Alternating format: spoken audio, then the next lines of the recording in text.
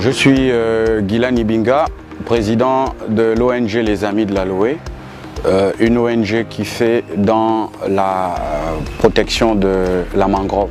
Nous sommes, comme vous pouvez le constater, en plein dans la mangrove.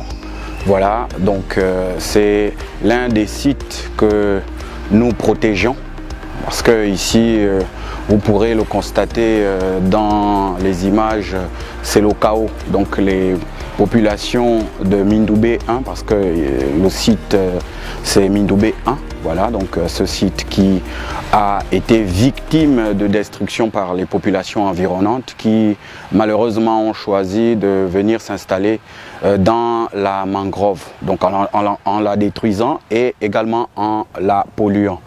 Alors nous, en tant que ONG, on a décidé de se mettre sur le terrain, d'affronter la boue, d'affronter la saleté pour faire un retroussons les manches parce qu'on a eu à le faire.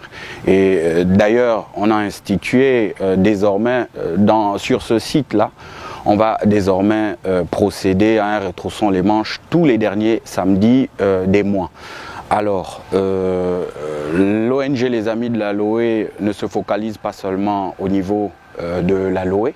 On fait dans la sensibilisation via les médias, parce que on a pour originalité de sensibiliser via les médias. Donc on a deux programmes qui sont bien sûr présentés par des jeunes dames qui œuvrent pour la protection de l'environnement. Donc il y a Deli Mawili qui fait dans la promotion de tout ce qui est éco-citoyenneté, voilà, amener les gens à respecter quelle que soit leur activité, le domaine d'activité. Hein. Vous êtes un mécanicien, voilà, si vous êtes éco-mécanicien, on vous apprend à ne pas polluer, mais plutôt recycler vos déchets. Voilà. Et puis, il y a également une autre jeune dame qui fait également dans la promotion des zones humides. Voilà, la chronique des zones humides, voilà, en partenariat avec un média de la place, voilà, hebdomadairement. Donc il y a deux passages qui permettent aux auditeurs de Libreville et ses environs de savoir ce que c'est les zones humides et savoir ce qui se passe dans ces zones-là. Voilà en gros les Amis de l'Aloe, voilà, pour ce qui concerne bien sûr nos actions sur le terrain.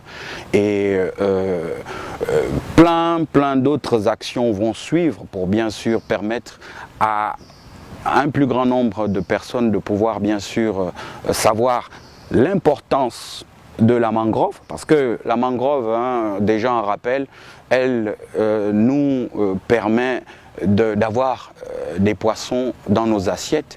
Elle permet également aux oiseaux de pouvoir se reproduire. Elle permet bien sûr aux crustacés de se reproduire. Donc en gros, la mangrove est en sorte une maternité. Donc les poissons qui quittent la haute mer pour venir se reproduire dans la mangrove, choisissent cet environnement parce que c'est un environnement sain, propice pour bien sûr se reproduire et bien sûr devenir gros et puis retourner en haute mer. Voilà en fait l'importance de la mangrove, ça c'est pour dans nos maisons, hein, pour s'alimenter. Et puis l'importance de la mangrove dans notre quotidien, c'est que la mangrove nous évite les tsunamis. La mangrove évite, et elle est comme une éponge qui, à chaque période diluvienne, donc à chaque fois qu'il pleut, elle absorbe le surplus d'eau pour que ceux qui sont sur la terre ferme, qui vivent à proximité de la mangrove, ne puissent pas, bien sûr, avoir des inondations. Mais vous allez constater que les habitations qui, malheureusement, sont construites à proximité de la mangrove, où la mangrove elle est détruite, eh bien, il y a des inondations parce qu'il n'y a plus de mangrove qui joue ce rôle-là, celui d'absorber le surplus d'eau. Donc nous, on s'attelle sur le terrain à sensibiliser, on fait le porte-à-porte et bien sûr vous avez pu le constater ici, on a fait la pose des panonceaux interdisant les populations de construire dans ces zones fragiles et uniques. Voilà en gros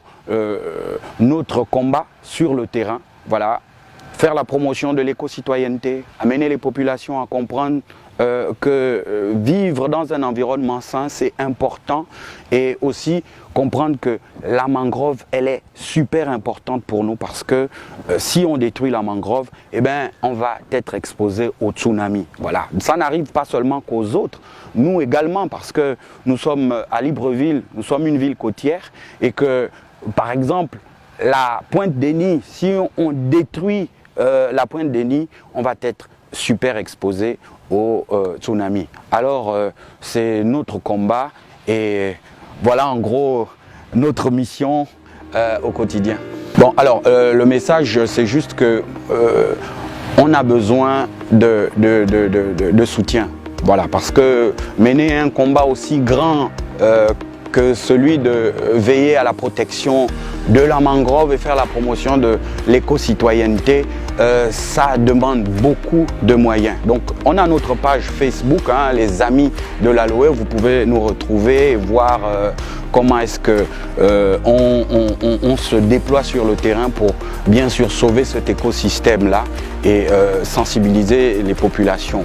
Donc nos contacts sont disponibles via notre page Facebook.